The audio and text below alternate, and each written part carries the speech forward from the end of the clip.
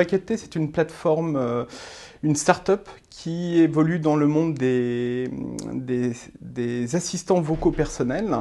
Nous travaillons à la fois sur la compréhension du langage naturel, mais aussi sur la contextualisation des requêtes utilisateurs et sur la formulation des réponses. On a inventé un système qui est un triptyque technologique qui permet d'écouter, comprendre, répondre et donc de fluidifier des relations entre humains et machines.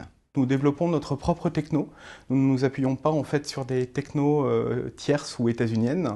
Nous pensons que la parole, c'est quelque chose d'important. C'est un moyen de communication qui est utilisé par les hommes depuis des années pour pouvoir discuter, échanger des idées.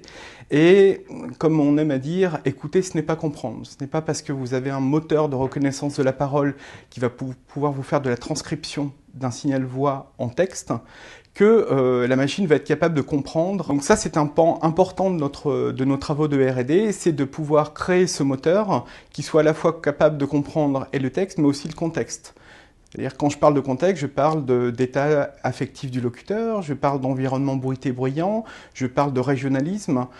Aujourd'hui, si on veut que ces systèmes puissent se démocratiser, il faut qu'ils soient à la fois capables de comprendre des gens avec un accent du Nord et des gens avec un accent du Sud, ou des personnes âgées qui ont des disfluences de langage. Aujourd'hui, il y a quelque chose qu'on n'arrivera pas à donner à la machine, enfin pas encore, c'est l'émotion, c'est-à-dire le recul. La machine ne va se baser que sur des algorithmes créés par des hommes, c'est-à-dire qu'on va lui indiquer des schémas, et en fonction de telle ou telle piste, c'est-à-dire que si on est face à quelqu'un qui est très en colère, on va transmettre à la machine cet état, c'est-à-dire l'état de colère. Et on va pouvoir influer sur la manière dont la machine va lui répondre. De là à pouvoir engager une conversation au fil de l'eau sur des heures et des heures, ça va être très compliqué. La machine va être capable d'imiter des émotions, mais de là à les ressentir par elle-même, ça va être extrêmement difficile, puisque comment on va inculquer un vécu à la machine, comment on va lui inculquer une culture,